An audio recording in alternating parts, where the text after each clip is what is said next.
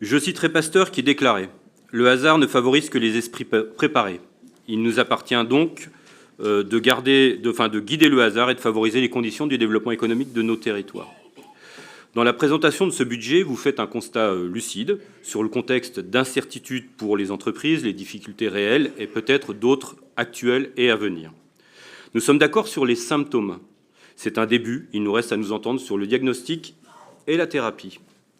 Dans mon propos introductif, je voulais, comme vous venez le faire, Monsieur le Président, d'abord souligner le travail constructif qui est fait en commission tout au long de l'année et l'écoute bienveillante qui est donnée à nos remarques, et ainsi que la volonté de presque tous d'agir sans œillère idéologique pour le bien de nos entreprises. Ce sont aussi les permanents, particulièrement ceux au contact dans les maisons de région, que j'associe à ces remerciements. Dans votre budget, vous évoquez sans surprise plusieurs leviers pour vos ambitions. Innovation, développement, attractivité et compétences. C'est du bon sens. Mais ce qui interpelle, c'est la prégnance de la transition énergétique.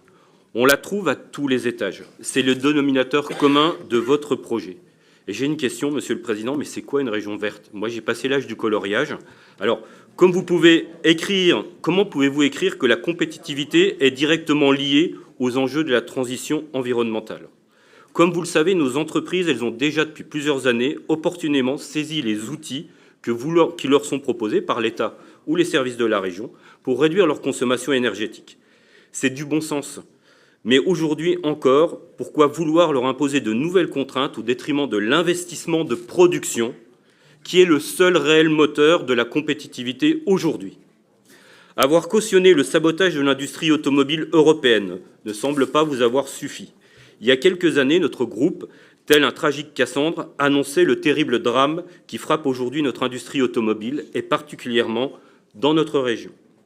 Mais même avec vos lunettes vertes, le réel vous rattrape. Nous avons le droit de nous tromper de bonne foi, mais c'est votre persévérance qui est inquiétante.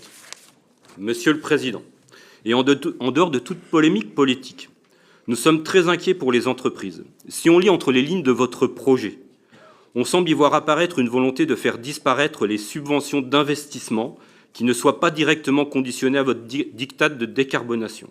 C'est inquiétant, d'autant que l'enveloppe des fonds FEDER, très largement évoquée aujourd'hui, semble avoir été très bien consommée, voire trop bien. Quand on lit votre budget de développement économique, on a le sentiment qu'il a été rédigé au ministère de la Transition écologique. Ceux-là même qui, je vous le rappelle, ont préparé par pure idéologie la disparition de notre outil nucléaire, dont nos entreprises payent aujourd'hui quotidiennement les conséquences dans leurs factures énergétiques, alors même que ce fut longtemps un de nos facteurs de compétitivité. On se demande si pour certains, une usine qui ne pollue pas, c'est tout simplement une usine fermée. Alors oui, nos entreprises ont besoin de nous. Les contraintes financières, nous les connaissons, je parle là du budget, et avec vous, nous déplorons les ressources insuffisantes qui nous sont données. Et votre pauvre budget s'apparente plus aujourd'hui à un bonus réparation qu'à un véritable budget de développement économique dont auraient besoin nos entreprises. Il y a certes des pistes d'espoir. Comme je l'ai dit, certaines de vos orientations vont dans la bonne direction. Le pacte ruralité et la volonté de renforcer certains de nos territoires délaissés depuis des années est une bonne chose. Là encore, les moyens, malheureusement, sont bien insuffisants pour que les effets concrets puissent être sensibles sur l'ensemble de nos territoires. Mais au moins, vous avez le mérite d'essayer, de vouloir essayer. La volonté, je prends un autre exemple, aussi de revoir les aides aux grandes entreprises qui est évoquée, on en parle assez régulièrement. Vous savez que nous serions plutôt favorables aux avances remboursables, par exemple. Mais tout ça, c'est largement insuffisant.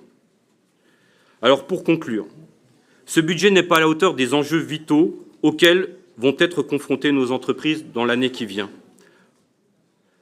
Les entreprises attendaient Saint-Nicolas. Elles ont eu le père Fouettard écologique. Merci. Nous ne voterons contre ce budget. La parole est à